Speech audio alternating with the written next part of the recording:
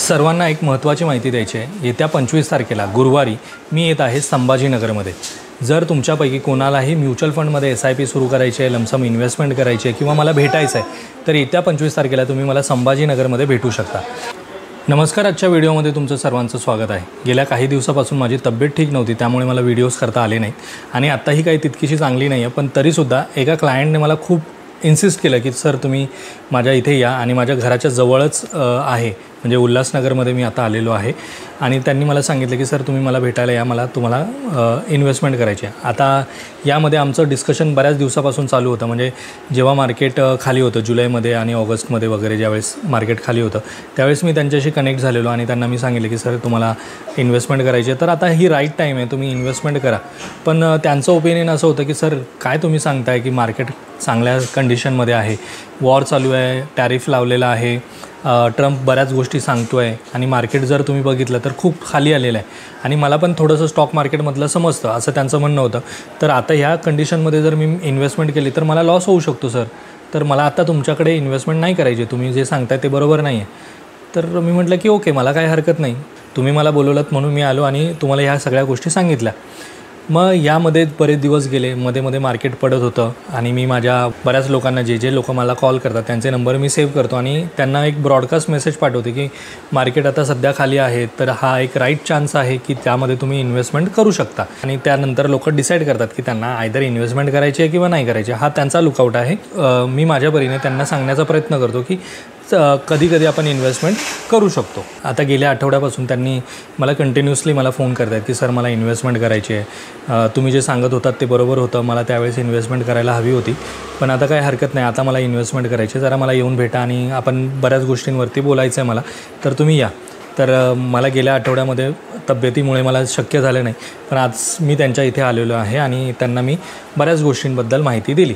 आता यामध्ये जर तुम्ही व्हिडिओज पाहत असाल तर ज्यावेळेस ट्रम्पने टॅरिफ लागू केला होता त्यावेळेससुद्धा मी व्हिडिओ केलेला की घाबरून जाण्याचं कारण नाही, या ट्रम्पच्या टॅरिफला एक संधीमधून बघा आणि त्यामध्ये जर तुमच्याकडे लमसम इन्व्हेस्टमेंट असेल तर ती करा, लाँग टर्ममध्ये ती तुम्हाला खूप चांगले रिटर्न देऊ शकते।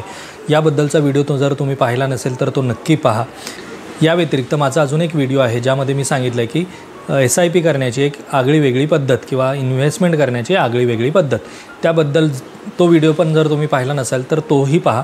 खूप नॉलेजेबल व्हिडिओ आहे, जर तुम्ही इन्व्हेस्टमेंट जर्नी तुमची स्टार्ट करू इच्छिता तर त्यासाठी तो व्हिडिओ खूप महत्त्वाचा आहे, ज्यामध्ये मी सांगितलं की ज्या वेळेस मार्केटमध्ये डीप येत राहतो त्यावेळेस जर तुम्ही इन्व्हेस्टमेंट कराल तर त्यामध्ये तुम्हाला ॲडिशनल युनिट्स मिळतात, ना की कमी युनिट्स मिळतात। म्हणजे जर तुमचा NAV प्राईज आहे 100 रुपये, मार्केट आहे पीक पॉईंटवरती आणि 100 रुपयाचा NAV आहे, आता मार्केट खाली आलं, सडनली एक महिन्याभरामध्ये मार्केट खाली आलं आणि आता मार्केट आहे खालच्या लेवलवरती आहे आणि NAVची प्राईस आहे 97 रुपये। आता जर मी 97 रुपयामध्ये जर इन्व्हेस्टमेंट केली तर मला युनिट जास्त मिळणार ना, कारण की 3 रुपयाचं डिस्काउंटवरती मला मिळतं आहे। आपल्याला जर डिस्काउंटवरती काही वस्तू मिळत आहेत तर त्याचा फायदा आपण घेतला पाहिजे। म्हणजे जसं आपल्याकडे डीमार्ट आहे किंवा एखाद्या मॉलमध्ये आहे किंवा एखाद्या ठिकाणी काही ऑफर लावलेली असते, बाय 1 गेट 1 फ्री, आपण नक्की तिथे जातो आणि विकत घेतो कारण की डिस्काउंट आहे। मग मार्केटमध्ये ज्या वेळेस अशा प्रकारचा डीप येतो त्यावेळेस तुम्हाला डिस्काउंट असतं की 100 रुपयाचा NAV तुम्हाला 99ला मिळतो आहे, 98 मिळतो आहे, 97ला मिळतो आहे। काही वेळेस जर मार्केट खूप खाली असेल तर तो तुम्हाला 92 रुपयाला पण मिळतो।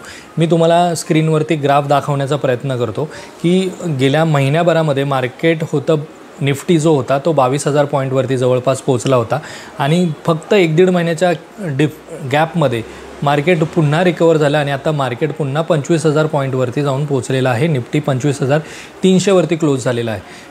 जरी टॅरिफ अजूनही कमी झालेला नाही, ट्रम्पने अजूनही सांगितलं नाही की 50% जो टॅरिफ आपल्यावरती लागू केलेला आहे तो कमी झाला आहे की नाही हे अजूनही निश्चित नाही, तरीसुद्धा मार्केट 25,300वरती जाऊन पोचलेलं आहे। तर या डीपमध्ये जर इन्व्हेस्टमेंट केली असेल, आणि माझ्या बऱ्याच क्लायंटने इन्व्हेस्टमेंट केलेलीसुद्धा आहे तर त्यांना आता खरंच जाणवत असेल की आपण ह्या डीपमध्ये इन्व्हेस्टमेंट करण्याचा फायदा काय आहे।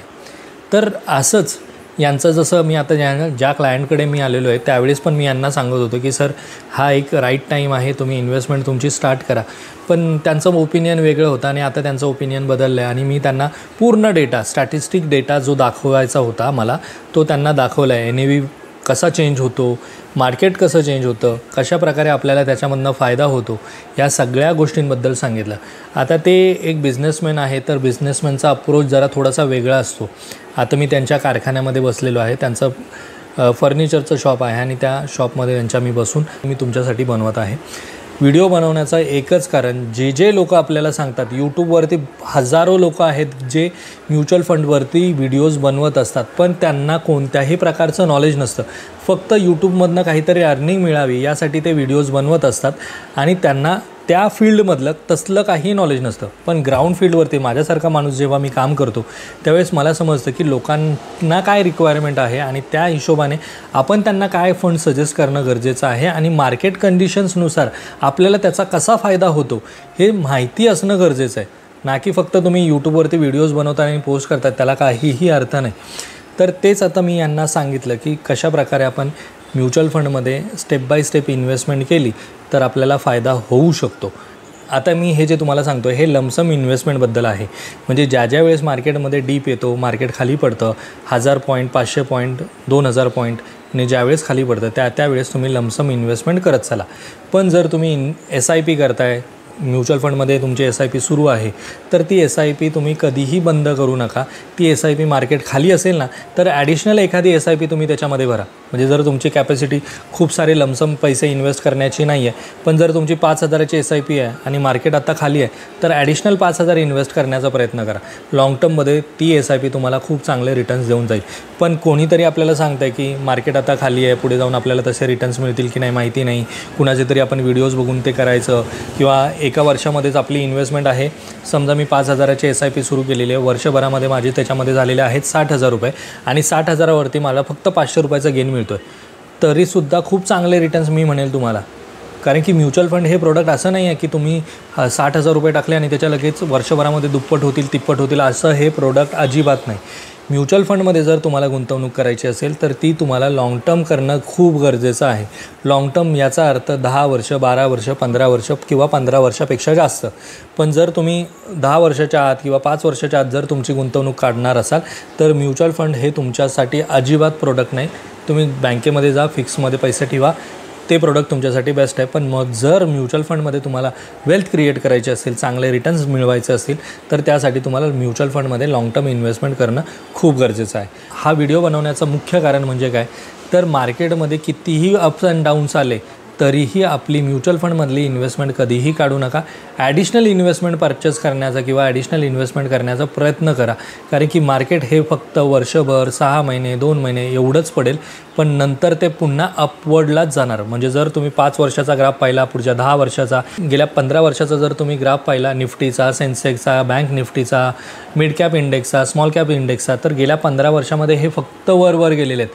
कधीही त्यांनी 1000 पॉईंटवरती जर 15 वर्षापूर्वी होतं तर आता 1000 पॉईंटवरती कधीही ते आलेलं नाही. तर त्याचा ग्राफ वर गेलेला आहे. आणि जर ह्या वरच्या ग्राफमध्ये मी लाँग टर्म इन्व्हेस्टमेंट केली, मी प्रत्येक वेळेस लाँग टर्म ह्या शब्दावरती भर देतो, कारण की लाँग टर्ममध्येच म्युच्युअल फंडमध्ये वेल्थ क्रिएट होते. तर आजच्या ह्या छोट्याशा व्हिडिओमधनं तुम्हाला जर काही नॉलेज मिळालं असेल तर नक्कीच व्हिडिओला लाईक करा. चॅनलवरती जर तुम्ही नवीन असाल तर चॅनलला सबस्क्राईब करा. भेटूयात मित्रांनो अशाच एका इन्फॉर्मेटिव्ह व्हिडिओमध्ये. तोपर्यंत बाय बाय.